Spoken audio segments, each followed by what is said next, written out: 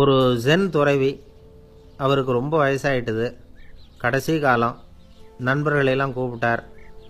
நண்பர்களே, நான் வித்தியாசமான முறையில் சாகணும்னு ஆசைப்படுறேன், அதுக்கு ஏதாவது யோசனை சொல்லுங்களேன் அப்படின்னு கேட்டாராம். நண்பர்கள் சிரித்தாங்க. என்ன பேச்சு பேசுகிறீங்க, சாவறதுங்கிறது என்ன விளையாட்டு கத்தனமான காரியமா அப்படின்னு கேட்டிருக்காங்க. அந்த துறவி கொஞ்ச நேரம் யோசனை பண்ணார். அப்புறம் கேட்டாராம், இது வரைக்கும் யாராவது நடந்துக்கிட்டே இறந்துருக்குறாங்களா அப்படின்னாராம். எல்லாரும் இல்லைன்னாங்களாம். ஒருத்தர் மட்டும் சொல்லியிருக்கார். அப்படியும் ஒருத்தர் இறந்துருக்கிறதாக ஒரு கதையில் படிச்சிருக்கிறேன், ஒரு ஞானியால் தான் அப்படியெல்லாம் செய்ய முடியும் அப்படின்னு அவர் சொன்னாராம். சரி, அப்படின்னா அந்த முறை நமக்கு வேணாம், நின்றுக்கிட்டே யாராவது உயிரை விட்டுருக்காங்களா அப்படின்னு விசாரித்தாராம். அப்படியும் ஒருத்தர் இறந்துருக்கிறார் அப்படின்னாங்களாம். மறுபடியும் அந்த துறவி யோசனை பண்ணியிருக்கிறார். ஏதாவது வித்தியாசமான முறையில் நாம் போகணும் அப்படிங்கிறது அவருடைய விருப்பம். மனிதன் எப்படி வாழ்கிறானோ அப்படி இறப்பது தான் நல்லது. சரி, யாராவது தலைகீழாக யோகம் செய்யும் நிலையில் இறந்துருக்கிறாங்களா அப்படின்னு விசாரித்தாராம். நண்பர்கள் சிரித்தாங்க. தலைகீழாக நின்னபடி இறந்ததாக நாங்கள் கேள்விப்பட்டதே இல்லை, அது முடியாத காரியம் அப்படின்னு இருக்காங்க. இப்போ அந்த துறவிக்கு திடீர்னு உற்சாகம் வந்துட்டுது. உடனே எழுந்திரிச்சார், தலைகீழாக நின்னார், அப்படியே உயிரை விட்டுட்டார். அவ்வளோதான். அந்த மடாலயத்தில் ஒரே குழப்பம். எப்படி அவரை கீழே இறக்கி படுக்க வைக்கிறது அப்படின்னு புரியல. இப்படி உயிர் விடுறதை பற்றி அவங்க இதுவரைக்கும் கேள்விப்பட்டதும் இல்லை. உண்மையிலேயே இவர் இறந்து தான் போனாராங்கிறதும் தெரியல. சோதித்து பார்த்தாங்க. இதய துடிப்பு, நாடி துடிப்பு எல்லாம் நின்று போயிருந்தது.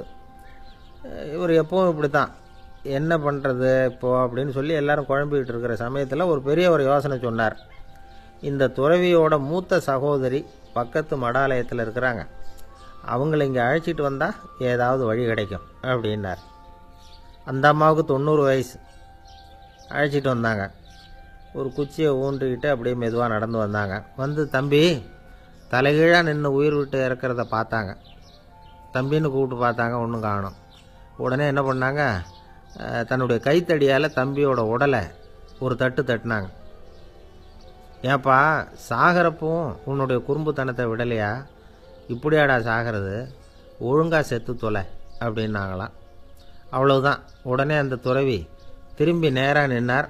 அக்கா, கோவப்படாத, நான் ஒழுங்காக சாகிறேன், எப்படி செத்தா என்ன, எல்லாம் எனக்கு ஒன்று தான் அப்படின்னு சொல்லிவிட்டு அப்படியே தரையில் படுத்து உயிரை விட்டாராம். அதுக்கப்புறம் அந்த அம்மா கோலை கையில் எடுத்துக்கிட்டு அப்படியே திரும்பி கூட பார்க்காம அவங்க பாட்டுக்கு போயிட்டாங்களாம். மரணத்தை ஒரு விளையாட்டாக ஆக்கிய அந்த துறவிக்கு வாழ்க்கையே ஒரு விளையாட்டாக தான் இருந்திருக்குது. எந்த நோக்கமும் இல்லாமல் செயல்படுறதுன்னா என்னங்கிறதும் அவருக்கு தெரிஞ்சிருக்குது. பயனை எதிர்பார்க்காமல் பணி செய்து வாழ்ந்து மறைந்த மகான் அவர். தம்முடைய தொழிலை விளையாட்டு போல் செய்ய தெரிஞ்சவருக்கு வாழ்க்கையே ஒரு விளையாட்டாக மாறிடும். எல்லாமே விளையாட்டாகி விடுகிற போது மரணமும் விளையாட்டாகிவிடும் அப்படிங்கிறது தான் அந்த தத்துவம். ஆனால் அதுக்கு முன்னாடி உங்களுக்குள்ளே இருக்கிற உண்மையான நடிகனை நீங்கள் அடையாளம் கண்டுபிடிக்கணும். நீங்கள் நடிக்க வேண்டியதே இல்லை, நீங்கள் ஏற்கனவே நடிச்சுக்கிட்டு தான் இருக்கிறீங்க. நீங்கள் இந்த உண்மையை தெரிஞ்சுக்கணும், அவ்வளவுதான். இதுதான் ஞானிகளுடைய கருத்து. நீங்கள் தெருவில் நடந்து போயிட்டுருக்கிறீங்க, எதிரில் வர்றவர் உங்களை பார்த்து எப்படி இருக்கிறீங்கன்னு கேட்குறார். நல்லா இருக்கிறேங்கிறீங்க. உண்மையிலேயே நாம் நல்லா இருக்க மாட்டோம், ஏதாவது உடம்புல கோளாறு இருக்கும். ஆனால் அப்படி சொல்லுவோம், நல்லா இருக்கிறேன் அப்படின்னு. அது நடிப்பு தானே. உங்களை சந்தித்ததில் ரொம்ப மகிழ்ச்சி அப்படின்னு சொல்கிறோம். உடனே கொஞ்சம் நிதானமாக யோசித்து பாருங்கள், உண்மையிலேயே உங்கள் மனசு மகிழ்ச்சி அடைஞ்சுட்டுதா? அது நடிப்பு தானே. வாழ்க்கையை சரியாக புரிஞ்சுக்கிட்டால் எல்லாமே நடிப்புங்கிறது புரியும். கல்யாண பத்திரிக்கை அனுப்பியிருந்தேனே, ஏன்டா வரலன்னு கேட்டான் ஒருத்தன். வந்திருந்தேனே அப்படின்னானா இவன். டேய், ஏன்டா போய் சொல்கிற, நான் பத்திரிக்கையே உனக்கு அனுப்பலையே அப்படின்ட்டுருக்கான் அவன். அதுக்கு இவன் சொன்னானா, பத்திரிக்கை அனுப்புனேன்னு நீ போய் சொல்கிறப்போ கல்யாணத்துக்கு வந்தேன்னு நான் போய் சொல்லக்கூடாதா அப்படி.